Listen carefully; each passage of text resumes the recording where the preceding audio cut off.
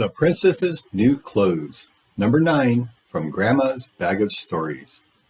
After their mothers went back, Aji took all the children on a shopping spree. They went to the biggest clothes store in the town. Aji had filled her purse with notes and told all the 7 children, "Each of you can buy one dress. It is our gift to you. Remember, I have 500 rupees for each of you to buy one dress." At the store, she chose a nice, comfortable chair. The children were allowed to decide which clothes they wanted and in which color.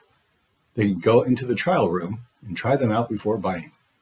After an hour, everybody had what they wanted, except Krishna.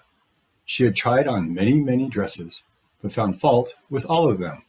She told Aji, "This store does not have anything nice for me.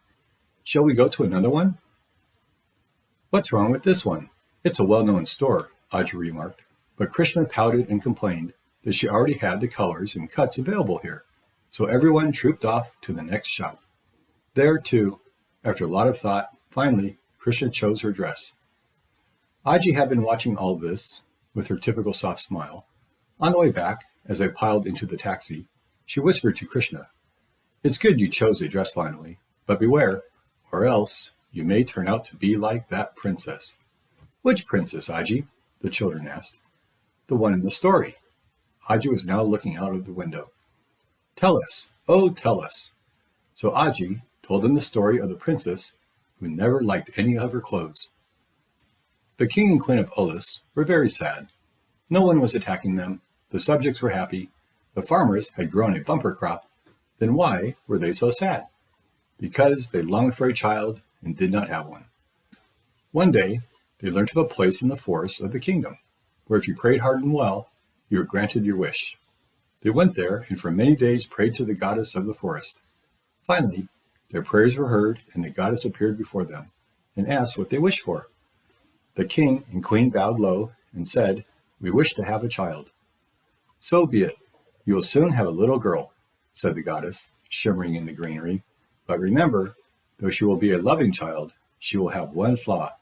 She will love new clothes too much, and it will make life difficult for you. Do you still want such a child?" The king and queen wanted a baby so much they would have agreed to anything. So the goddess granted them their wish and vanished back among the trees. Soon, as had been said, the queen gave birth to a lovely baby girl. Oh, what a beauty the little thing was, with her jet black hair and thick eyelashes and long toes and fingers. They named her Bina. The kingdom rejoiced in their king's happiness, and for a while, there was complete joy everywhere. Bina grew up a child loved by everyone. She became prettier by the day. With her charming manners and ready laughter, she filled everyone's hearts with joy. But, as the goddess had said, she had one flaw. She loved new clothes. She loved clothes so much, she had to have a new outfit every day. She would refuse to wear the same clothes twice. Tailors from all over the kingdom and even outside created beautiful, extraordinary clothes for her. Silk, cotton, wool, you name it. And Bina had a dress or sari of that material. Blues, greens, reds, pinks, every color in nature was present in her wardrobe. For a while, the king and queen were happy to let her have new clothes every day. But soon, they realized they were spending all their money and time in finding new tailors and clothes for their daughter. This had to stop. They coaxed and cajoled and pleaded and scolded, but Bina remained unmoved. Her parents understood this was the flaw the goddess had warned them about, and finally decided to send Bina to the goddess to find a solution. Bina entered the dark green forest and waited for the goddess to appear. She came in a flash of green light, which lit up everything around her. Folding her hands, Bina told the goddess why she had come. "I know your problem, my child. I will send you a new outfit every day. It will be unique. Its colors and design will delight you. But you should remember one thing. You cannot wear anything else or exchange these clothes with anyone else. If you ever do that, your life will be miserable." Happily, Bina agreed to this. After all, why would she be unhappy if she got a new dress every day? From then on, Bina woke up each morning to find an extraordinary new sari or dress lying by her bed, ready to be worn. It was a dream come true for her. She enjoyed herself to no end, choosing matching earrings, and bangles, and shoes, and everyone kept telling her how pretty she looked. Yet, After some months, the excitement died down. No one remarked when Bina sashayed in wearing another fantastic dress. "Oh, it's the goddess's gift," they all said. "It's not something you or I can ever have." All her friends said and shrugged and went their way. Bina grew sad. Then one festival day, while walking near the river, she noticed a girl wearing a simple cotton sari. There was something about the way the girl walked and how attractive she looked, which made everyone turn and stare. Bina noticed how the people were admiring the girl. She became jealous because no one noticed her beautiful clothes any longer. Yet they had such praise for this simply dressed girl. She forgot all about the goddess's warning and went up to the girl and said, "Will you take my dress and give me your sari in return? It is so lovely that people can't take their eyes off it." The girl was astonished. The famous Princess Bina was offering to take her sari and was giving her a marvelous outfit in exchange. She could not believe her luck and happily gave her sari to Bina.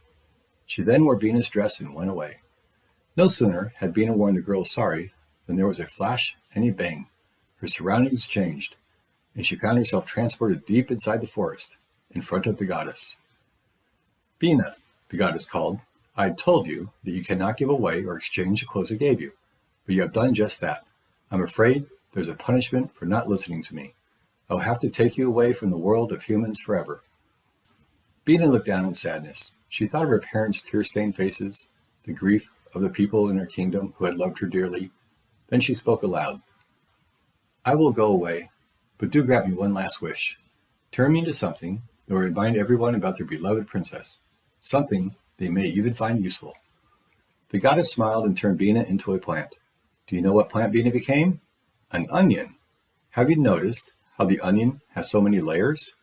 Those are all the dresses that Bina once wore. And have you noticed your mother's eyes water while she cuts onions? That is because, unknown to ourselves, like all the people in Bina's kingdom, we still shed tears for the beautiful, kind-hearted princess. After listening to this story, Krishna wailed, "Aji, I don't want to be like Bina. I don't want to get turned into an onion. I promise not to fuss over my clothes from now on." Well, thanks for listening. Please subscribe. Don't miss story number 10, The Story of Pan. Have a great day. Bye.